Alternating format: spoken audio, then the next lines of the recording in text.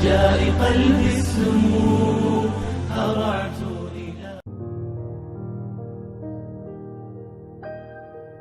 አያችሁ አይደል እንዲሆነ በመወደውና ከጥቃት ይከላከልልኛል ብዬ ባመንኩት አጎት ተብዬ የልጅነት ሴትነቴና ክብሬ ተከፈፈ። የምቦርቅበትን ለጋውን ልጅነቴ በተነከረው ወንድነቱ አስገድዶ ቀማኝ። በእናቴ ፊት እርግብ የነበረው አጎት እባብ ሆኖ ነደፈኝ። ለቅጽበት ስሜቱ ህሊናዬን አቆሰለው፣ ህልሜንም አጨለመው። በስጋ ደግሞ በህሊና መንፈስ ጨቀየው። አሁን ላይ ትልቁኝ እንኳን ይህንን ያረመኔነት ቁንጮ የሆነውን ተግባር ሳስታውስ ልቤ በሐዘን ይሰበራል። ከአካላዊ ጉዳቱ ባሻገር ውስጤ ላይ ተጠገን ተንኮታክቶ ስለንቦናዊ ቁስል ደርሶብኛል። አንዳንዴ እንደውም ልጆቼ ስለ ልጅነት ህይወቴ ሲጠይቁኝ ምን ብዬ መልስላቸው ይሆን ብዬ እጨነቃለሁ። ምን የምፎክርበት ደማቅ የልጅነት ትውስታለኝና እንደ ጧት ፀሐይ የሚያበራ ልጅነቷን በጨካኙ አጎቷ የተቀማችነት ለልጆቿ የሚተርፍና በኩራት የሚነገር ምን አይነት አንጸባራቂ ታሪክ እንዲኖራት ይጠበቃል። በልጅነቴ በአጎቴ ተደፍሬ ነበር ብዬ ነው መነግራቸው ወይስ ምን ብዬ? ይህ በፍጹም ለቀጣዩ ትውልድ መሸጋገር የሌለበትና ከትላንት ጋር አብሮ መቀበር ያለበት ቆሻሻ ትውስታ ሊሆን ይገባል። ግን ደግሞ ከትላንት በተሻለ ነገሩ ዛሬ ላይ ትኩረት ያገኛል የሚል እምነት ቢኖረኝ ከሰሞኑ የምንሰማው የህፃናት አስገድዶ መድፈር መበራከት ባይድንም አገግሞ የነበረው ቁስሌ ዳግም እንዲቆጠቁጠኝ ምክንያት እየሆነ ነው። እሺ ስንት ዓመት ብንጮህ ነው መሰል ድምጾች ሰሚ ጆሮ የሚያገኙት? መቼስ ነው ህፃናትን የደፈሩ ለድርጊታቸው ተመጣጣኝ ቅጣት የሚሰጣቸው?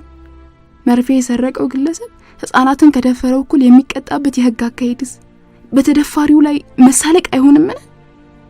እነዚህንና መሰል ጥያቄዎች ምላሽ እንዲያገኙ ሩህሩህ ልብ ቅን ሐሳብ ትውልድ ሊኖር እንደሚገባ ውስጤ ይነግረኛል። እስከ መቼ ብቻችንን ስቃይ እንሸከማለን? እንጃ ብቻ ያማል። እስኪ እናጋልጣቸው። ከመጋረጃው ጀርባ የተሞሸረውን ሰይጣናዊ ባህሪያቸውን ለአደባባይ እናብቀው።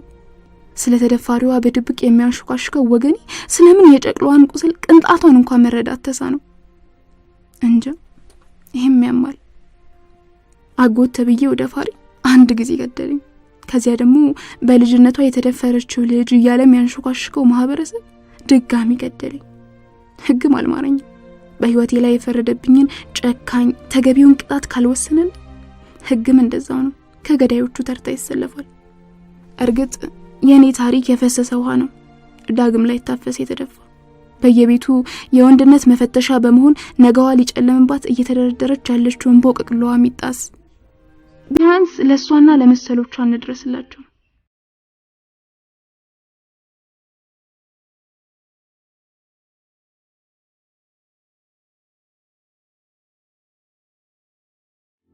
وهاتت شجوني وعم الظلام وأضمت بأرجاء قلبي السموم هرعت ዝሙትን እንዳትቀርቡ ነው ገና ከመነሻው። አንድ ቤተሰብ አላህ Subhanahu Wa Ta'ala ለልጅ የሰጠውን መብት ማወቅ አለበት ብያስባለሁ። በቂሳስ ውስጥ ወይም ደግሞ የገደለ ይገደል በሚለው ህግ ውስጥ ሀያት አለ። የሚጋጭ ነገር ይመስላል። አንድ ሰው እየሞተ እንዴት ነው ህይወት የሚኖረው ሲታሰብ የሚጋጭ ነገር ይመስላል። ግን አንድ ግለሰብ ሞቶ ማህበረሰብ 1000 ማህበረሰቦች ከዚህ በኋላ የሚመጡ ማህበረሰቦች ይተርፋሉ።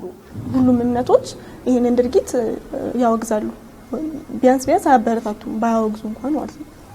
እና ይሄንን አስተምሮ ማህበረሰቡ ዘንድ አልደረሰም በደንብ ማለት ነው። ስለዚህ ከሁሉም ሃይማኖት ተቋማት ይሄንን አስተምሮ ማህበረሰቡ ዘንድ በደንብ አስረግጦ የማድረስ ኃላፊነት ይጠበቅባቸዋል ብዬ አስባለሁ። وهاتت شجوني وعم الظلام وأضمت بأرجاء قلبي السموم هرعت ከህግም በላይ ደግሞ ህግ አንድ ሰው ወይ ህግ ወይ ፖሊስ ይሄን ነገር አድርጋት ቢለው ሊያደርግም ይችላል። ግን እምነቱ የሚለው ነገር ከየትኛውም በላይ ተጽዕኖ ሊፈጥርበት የሚችለው እምነቱ ነው። ያንን ነገር ማህበረሰቡ ዘንድ በደንብ ማስረጽ አለባቸው። እስላማዊ ሴቶች ማህበረሰቡ ዘንድ በደንብ መስረጽ አለባቸው። ግን እሱ እንዳለ ሆኖ ህግ ደግሞ ችላ መባል ያለበት ጉዳይ አይደለም። ህጉም እንደዚህ አይነት ነገሮች ላይ በጣም ፎከስ አድርጎ ትኩረት አድርጎ ሊሰራ ይገባልና ከህግ ውስጥ ማለትም እንደ መንግስት ደግሞ የሚጠበቁ ነገሮች ይኖራሉ። እነሱን መንግስት የሚለውን መጀመሪያ መንግስት የሚለውን ነገር ስናይ አስተዳደር ወይም ኃላፊ ማለት ነው።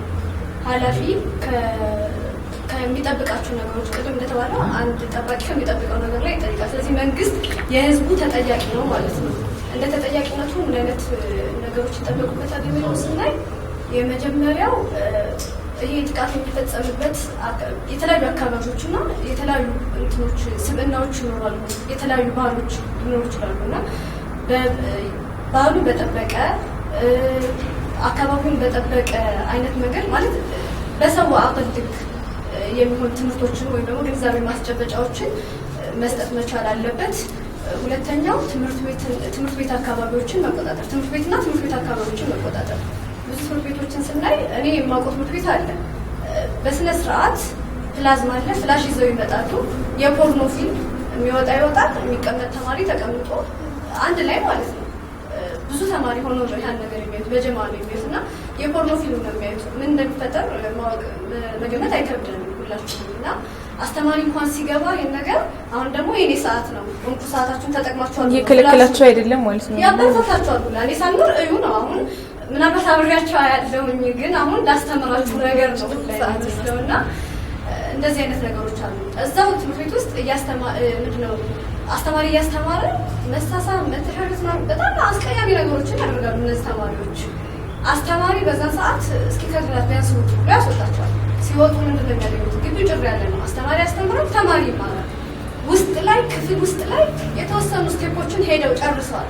ውጭ ላይ አሁን የምንፈልገው የምናወራበት ርዕስ የሚፈጸምበት መንገድ ተመቻቸላችሁ፣ ሜዳው ባዶ ሆነላችሁ፣ እድል ኖራቸው ማለት ነው። ስለዚህ መንግስት እንደ መንግስት ለተማሪ የሚሆን ለአስተማሪ የሚሆን የግንዛቤ ማስጨበጫ መስጠት አለበት።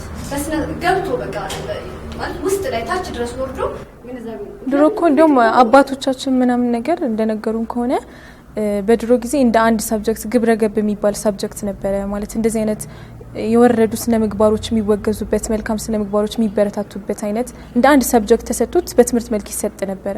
እሱ አሁን የለም። እንደዚህ አይነት ነገሮችን ብንቀጥላቸው አሁን ላይ ትክክለኛ የሆኑ ግንዛቤ ማስጨበጫዎችን ተማሪም ላይ አስተማሪም ላይ ቢሰራ። ሌላው እዚህ ጋር ተያይዞ የሚነሳ ነገር ምንድነው? ተማሪ ተኮር ተደርገው የሚሰሩ ሱስ ቤቶች፣ ጫት ቤት ሊሆን ይችላል፣ ቁማር ቤቶች፣ ሌሎችም ነገሮች አሉና እዚህ ጋር አሁን ሌላ ሀገራቶች መማር እንችላለን። ለምሳሌ ቱርክን ስንመለከት ከሃይማኖት ተቋማትና ከትምህርት ቤቶች ቢያንስ 400 ሜትር የሚሆን ርቀት ያህል ነው እንደዚህ አይነት ትምህርት ቤቶች መከፈት የሚችሉና እንደ ሀገር ብዙ ትምህርት ቤቶች አሉ፣ ብዙ ሃይማኖት ተቋሞች አሉ። እንደዚህ አይነት ነገር እንዴት ነው የሚፈጠሩት? ማለት ቢኖሩ ለራሱ በእጅ የሚቆጠሩ ነው የሚሆኑትና ይህንን ሲስተም ቢጠቀም ለመንቀስ ከሌሎች ሀገሮች መማር ያለባቸው ነገር ብቻ የተለያዩ ሲስተሞች አሉና እነዚህ ነገሮች ቢያልቁ። ምክንያቱም ትምህርት ቤት ትውልድ ማፍለቂያ ነው። አንድ እናት እኮ ትምህርት ቤት ልጇን ስትልክ እንዲማርላት ነው አይደለም የምትልከው። አሁን ግን የሌለ ነገር ነው ተምሮ የሚመጣው። በዚህ አይነት ሲስተም ያደገ ልጅ አይደለም ማህበረሰብና ሀገርን ሊገነባ ራሱን በትክክል ማኔጅ ማድረግ በሸክም ለሀገር ሸክም ሊሆን የሚሄድበት ሁኔታ ነው የሚፈጠረው። ሌላኛውና የመጨረሻው እንዲሁም አሳሳቢ ጉዳይ ከመንግስት የሚጠበቅ ነገር ብዬ የማነሳው ህግ፣ ይሄ መቅጫ ህግ የምንለው ነገር መስተካከል። ብዙ ጊዜ ስናይ አሁን ማለት ከቅርብ ጊዜ ወዲህ እንኳን ስናይ ህፃናትን የደፈረ ሰው 5 ዓመት 6 ዓመት እስከ ማክሲሙም 15 ዓመት ድረስ የሚታሰርበት ሁኔታ ነው ያለ። እሱ ጥሩ ከተባለ ወይ ይሄ ሰው በጣም ብዙ ታሰረ ምናምን ከተባለ 15 ዓመት ደረጃ ነው 15 ዓመት ስርዓት ድረስ ነው የሚሄድበት። እንደኔ ይሄ ሰውዬ እድሜ ልክ ቢታሰር ተገቢ ነው ብዬ አላስብም። ምክንያቱም ይሄ ሰውዬ በተለያዩ ሁኔታዎች ከዚህ በፊት ይሄ ስብና የወረደ ስብና ነው። ስለዚህ ከዚህ በፊት የተለያዩ ወንጀሎችን ሰርቶ ታስሮ ሊሆን ይችላል። ስለዚህ እስር ቤትን ህይወት ያውቀዋል። መብላት፣ መጠጣት፣ የስፖርት ሰዓት፣ የቲቪ ሰዓት ምናልባት ውጭ ላይ ከሚያሳልፈው ህይወት የተሻለ ነገር ሊያገኝበት ይችላል። ይሄ ለተጠቂው ደግሞ በጣም እንትን ነው፣ ጉዳት ነው። እንደገና እዛ ውስጥ የበለጠ ቁስሏን ነው ሊያባብስባት የሚችለው ማለት ነው። እና ይሄን ነገር ያውቀዋል። እሱ እንኳን ታስሮ ባያውቅ ከሌላ ሰው ይሰማዋል።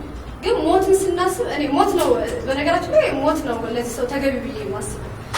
ሞትን ስናስብ የሆነ አካል ሞቶ ተነስቶ ስለ ሞት የነገረው ሰው አይኖርም። ምክንያቱም ይታወቃል ሞት የሚባል ነገር ሁላችንም ላይ የሚያስፈራ ነገር ነው።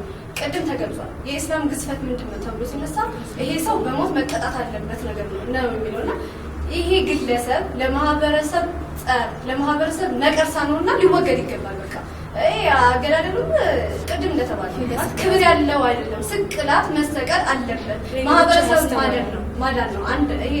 አንድ ግለሰብ ሞተ። ከዚህ በኋላ ያሉ እንደዚህ አይነት ጥቃት ሊፈጽሙ ያሉ ሰዎች የሚፈሩት ነገር አለ።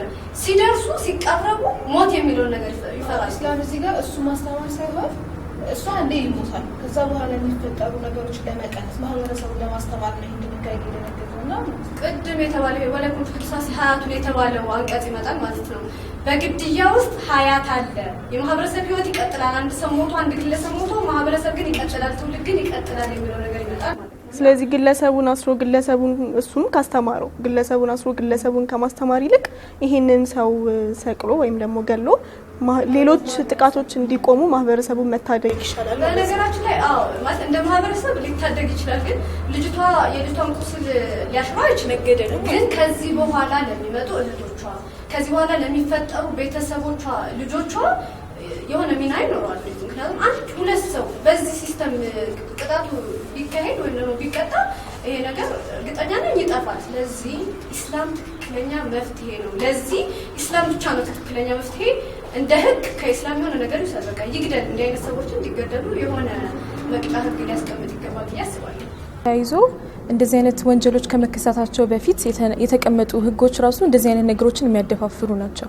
ማለትም በነጻነት ስም እንደዚህ አይነት ነገሮች እንዲስፋፉ ኢቭን ግብረ ሰዶማዊነትን በህጋዊነት የፈቀዱ አንዳንድ ሀገራት አሉና እንደዚህ አይነት ነገሮች እንዲፈጠሩ ከሚያደርጉ ነገሮች መካከል ህጉ ከመከሰቱ በፊት ያለው ራሱ ህግ ጠንከር አለ ማለቱ አንድ ተጠቃሽ የሚሆን ነገር ነው። እንዳጠቃላይ ውይይታችን እስካሁን የተመለከታችሁትን ይመስል ነበረ። የጾታዊ ጥቃትን አስመልክቶ መንስኤውን አይተናል። ጾታዊ ጥቃት የደረሰበት አካል ምን አይነት ስነ ልቦናዊ ጉዳት ይኖርበታል የሚለውን አይተናል። እንደ መጨረሻ ደግሞ ኢስላም ለዚህ ጥቃት ያስቀመጠውን ቅጣትና እንደ ማህበረሰብ ደግሞ አሁን ላይ እየተከሰቱ ላሉ ጥቃቶች ለፈጻሚው አካል የሚሰጠው ብይን ተገቢ አለመሆኑንና ህጉ ላይ ክፍተት እንዳለ ተመልክተናልና እኛ ደግሞ እንደ ሂላል ኪድስ ፕሮዳክሽን ይሄኛውን ፕሮግራም ስናዘጋጅ የተለያዩ መረጃዎችን ስለዚህ ጉዳይ ጥልቅ እውቀት አላቸው ብለን የምናስባቸውን ግለሰቦች ጠይቀን የተለያዩ ጥናታዊ ጽሁፎችን አንብበንና በደንብ ጥናት አድርገን ያዘጋጀነው ፕሮግራም ነው። በተወሰነ መልኩ በዚህ ጥቃት ዙሪያ ግንዛቤ የሚያስጨብጥ ፕሮግራም ነው ብለን እናስባለን። እናንተም ተመልካቾቻችን አንዳንድ ጠቃሚ ሀሳቦችን እንደተጋራችሁ ተስፋ እናደርጋለን። እንዳጠቃላይ ሂላል ኪድስ ፕሮዳክሽን እንደዚህና መሰል ፕሮግራሞችን በመስራት እቅድ የያዘው ፕሮግራም ነበረ። ማለትም በ2020 ላይ እንደዚህ መሰል ጥቃቶችን በማስመልከት ጊዜያዊ እና ወቅታዊ የሆኑ ነገሮችን ያገናዘቡ ለወላጆች የሚሆኑ ስልጠናዎችን በተለያዩ ርዕሰ ጉዳዮች ላይ የልጆች አስተዳደግን በተመለከተ የልጆችን ኤሌክትሮኒክስ አጠቃቀም በተመለከተ የተለያዩ ፕሮግራሞችን አስቧል። በኮሮና ምክንያት ግን እነዚህን ፕሮግራሞች ማስኬድ አልቻለም እና ከዚህ በመቀጠል ሁኔታዎች ሲመቻቹ እንደዚህ አይነት ፕሮግራሞችን በስፋት እንደምንሰጥ ለመግለጽ እንወዳለን። በስተመጨረሻም እንደዚህና መሰል የተለያዩ ቪዲዮዎችን እንዲሁም ደግሞ ለህፃናትና ኢቭን ለወላጆች ጠቃሚ የሆኑ መልእክቶችን ለማግኘት የሂላል ኪድስ ፕሮዳክሽን የማህበራዊ ገጽ ሰብስክራይብ እንድታደርጉ በዩቲዩብ፣ ቴሌግራም እንዲሁም ደግሞ ፌስቡክ ቻናላችን እንድትከተሉን ጥያቄ ያቀርባል። ይህ የውይይት ፕሮግራም በሂላል ኪድስ ፕሮዳክሽን ተዘጋጅቶ በዛውያ ቴሌቪዥን እየቀረበላችሁ ቆይቷል። ይህን ፕሮግራም የተሳካ እንዲሆን የተለያዩ አስተዋጽኦ ያበረከቱልን አካላት አሉ። በዚህ አጋጣሚ ዛውያ ቴሌቪዥንን እንዲሁም ደግሞ ቢላል ሀበሽን ከልብ ማመስገን እንወዳለን። ስለነበረን ቆይታ እናመሰግናለን። የእሷ መጠበቅ ላንተ ክብር ነው። ተገዳ ማዘግዘቋን አይተህ አትርገጣት። ህጻናት ላይ ይህን ጥቃት የፈጸሙ ሰዎችን አስሮ መቀለብ በራሱ በደል ነው። ቫይረሱን ሸሽተው ቤት በተቀመጡ ህጻናት ላይ ጥቃት መፈጸም የተቋም መንጠፍ ነው። የስነ ምግባር መላሸቅ ነው። የዝቅጠትና የመዋረድ ጥግ ነው። ዛሬ ቦታ ያልሰጠነው የህፃናት የመደፈር ጉዳይ ነገ አድሮ ከባድ ዋጋን ያስከፍለናል። እንጩ ድምጻቸው ሆነን እናስተጋባ። ይመለከታል፣ ይመለከትሻል፣ ይመለከታችኋል።